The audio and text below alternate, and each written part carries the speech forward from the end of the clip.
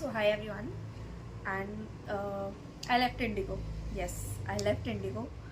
But क्यों छोड़ी मैंने इंडिगो, उसका कुछ कारण बताऊंगी और उस बारे में थोड़ा डिस्कस करेंगे कि क्या आपको इंडिगो ज्वाइन करनी चाहिए या कोई भी एयरलाइन ज्वाइन करनी चाहिए या नहीं. ठीक है. सो बेसिकली मेरी स्टार्टिंग ऐसी हुई कि मैं नॉर्मली बस इंटरव्यू देने गई थी क्योंकि मेरे पास उस टाइम कोई और जॉब नहीं थी. सो मैं I just went for the interview and मेरा सिलेक्शन हो गया. It was so simple. So I was shocked क्योंकि मैंने कभी सोचा नहीं था एयरलाइंस एज माई करियर.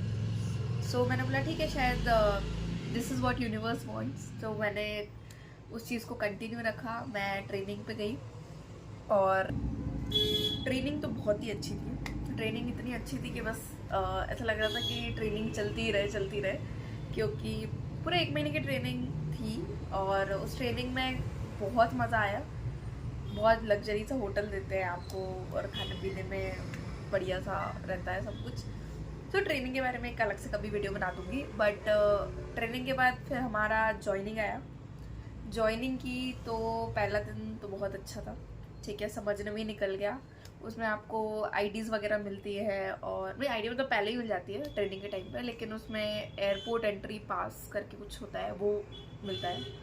सारे जो भी एयरपोर्ट के अंदर जिनकी भी जॉब होती है ना, सबको मिलता है. ऐसे ही वो आपको मतलब नई एंट्री दे सकते हैं एयरपोर्ट के अंदर. तो ये चीज़ हुई. उसके बाद फिर पता चला मेरा जो जॉब है, मेरा जो ड्यूटी है वो मतलब चेक इन काउंटर्स पे है. ठीक है. और मतलब ऐसे बदल सकती है, कभी बोर्डिंग गेट्स पे होगी, कभी डिपार्चर पे होगी, ऐसा मतलब ड्यूटी होगी. कभी भी रोस्टर के हिसाब से कहीं भी हो सकती है. ठीक है. तो स्टार्टिंग के टाइम में तो बहुत मज़ा आया. 1 महीना तो बहुत बहुत मज़ा किया, बहुत मस्ती की क्योंकि सब कुछ ही नया था. और स्टार्टिंग में जैसे मेरी शिफ्ट थी ना, मेरी शिफ्ट एकदम मतलब सुबह सुबह की शिफ्ट थी. मतलब स्टार्टिंग में तो आप पे वो इतना जुल्म नहीं करता है. तो मतलब स्टार्टिंग सुबह सुबह की शिफ्ट दे देते हैं 6 बजे की या 7 बजे की. इतना मतलब ठीक रहता है उठना, सब लोग उठ जाते हैं इतने टाइम में तो.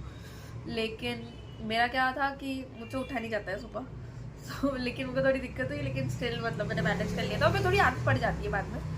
तो उसके बाद फिर ये था कि ड्यूटी की वहाँ पे सुबह सुबह जो पैसेंजर्स आए उनका चेक इन किया, लगेज वगेज पे जो भी लगाते हैं टैग वैग, वो सब सीखा किया.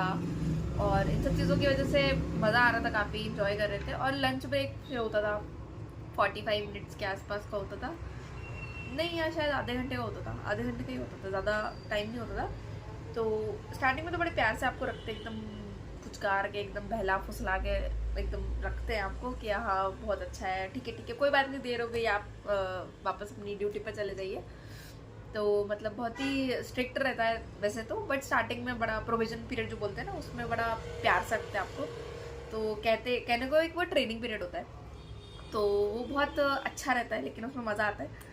तो वो जैसे हम लोग लंच के लिए जाते थे तो साइड में एक टपरी थी, तो हम वहाँ जाते थे. तो उसमें फिर हम लोग क्या करते थे कि एक टपरी थी, उसमें हम लोग कुछ बनता था, तो हम लोग वहाँ पे खाने जाते थे और वहाँ से वॉकिंग करते हुए हम तुरंत आते थे. टाइम देखते हुए आते थे कितना टाइम हुआ है कितना नहीं.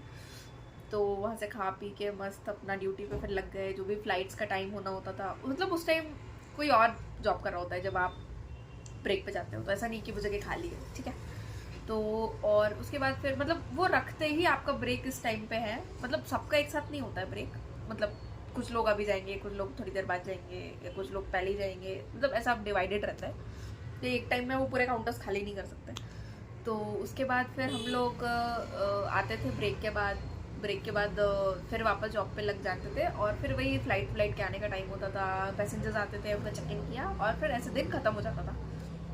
फिर जब जो भी हमने पैसे से कलेक्ट किए होते थे, जैसे कि एक्स्ट्रा लगेज का या फिर कोई टिकट, कुछ लोग वहाँ पे एयरपोर्ट पे आने के बाद उसका पेमेंट करते हैं, तो वो चीज़ होती थी. तो जो भी पैसे हमने कलेक्ट किए वो फिर हमको एक उनके कैश बॉक्स में डालना होता था. उसमें एक सिस्टम है, पूरा इलेक्ट्रॉनिक सिस्टम. उसके अकॉर्डिंग आपका नंबर, आपका आईडी डलता है और फिर कितने अमाउंट है, कितने नोट है, कैश है, कार्ड है, सब कुछ लिखना पड़ता है. मतलब 15-20 मतलब मैं तो कह रही हूँ आधा घंटे से ज़्यादा टाइम आपकी ड्यूटी खत्म होने के बाद उसी में लगता था.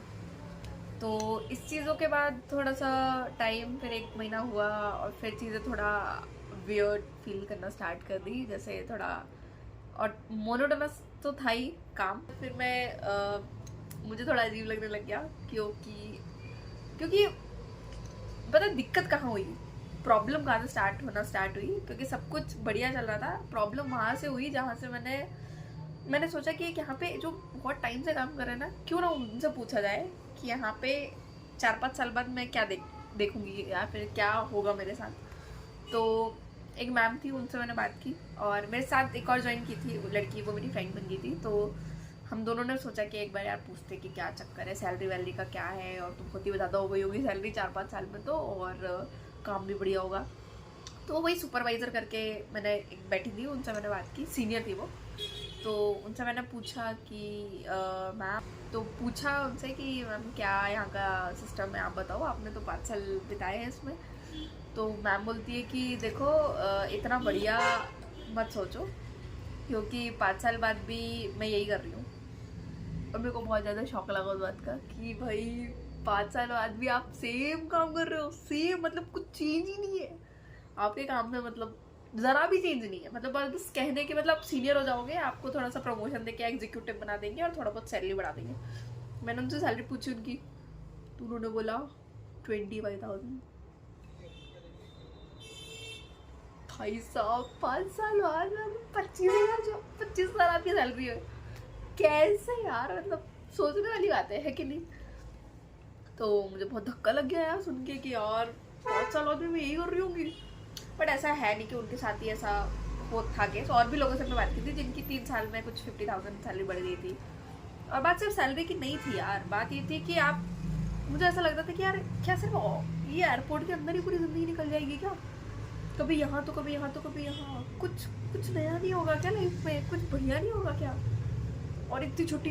सो गाइस वीडियो बहुत लंबी हो रही है, तो मैं अभी के लिए इतना ही बंद करती हूँ यहाँ पे। और आप थैंक्स फॉर वॉचिंग, मैं नेक्स्ट पार्ट अपलोड कर दूँगी, इसके आगे मैं कंटिन्यू कर रही हूँ बोलना, बट एक वीडियो बहुत ज़्यादा लंबी हो रही है। So thank you so much for watching. लोग देते भी नहीं है कि इनका मतलब फ़ायदा उठाया जाए।